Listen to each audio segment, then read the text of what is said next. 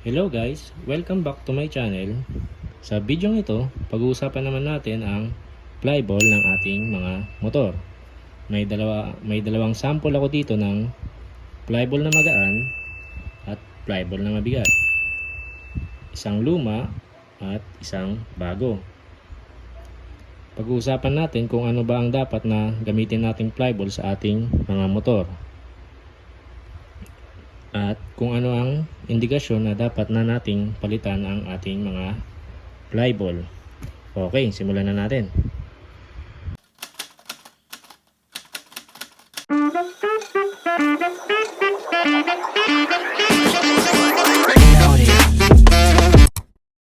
Ngayon, ano nga ba dapat ang timbang na gagamitin natin sa ating mga motor?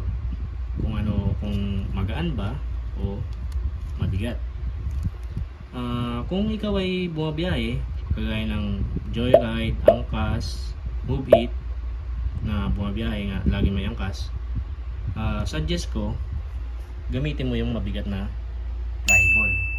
Tulad nito, 15 grams to. Kumbaga, mabigat na to kasi ang stock ng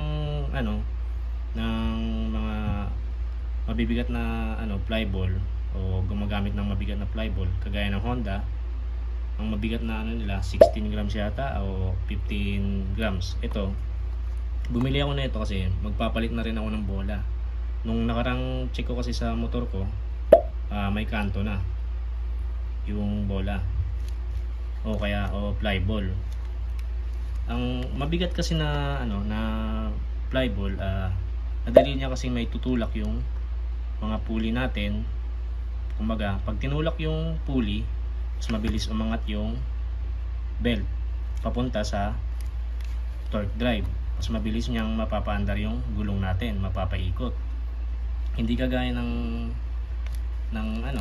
ito, magaan na bola. Ito 10 grams to.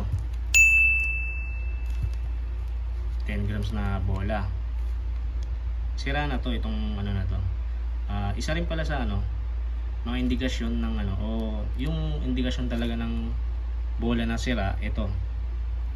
Pag may kanto na, ayan. Tulad niyan. Basta parang magiging magiging box.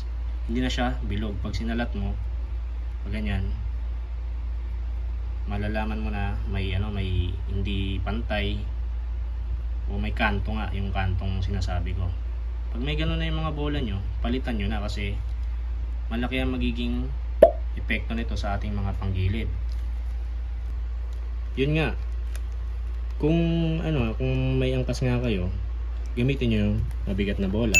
Kung solo rider lang naman kayo, pwede naman gumamit kayo ng magaan na bola. Kasi ito kasi ang problema lang naman sa magaan yung flyball, kailangan niya kasi ng mas mataas na RPM para paikot yung ating mga gulong. Kailangan niya ng mas na puwersa para lang may angat yung pulley. Kasi nga magaan nga to. Hindi kagad aangat yung pulley natin, may tutulak yung belt papunta sa torque drive para mapaikot yung gulong. Yun ang kasi nito, ang function ng ating mga flyball sa ating CVT. Ito, sa susunod na video, tuturuan ko naman kayo kung paano palit at kung paano magtanggal nitong flyball. Abangan nyo na lang sa susunod kong video. At kung nagustuhan nyo itong video na ginawa ko, huwag nyo kalimutan na i-like, i-share, at mag-subscribe na rin kayo sa channel ko para lagi kayong updated sa mga video na gagawin ko. Salamat!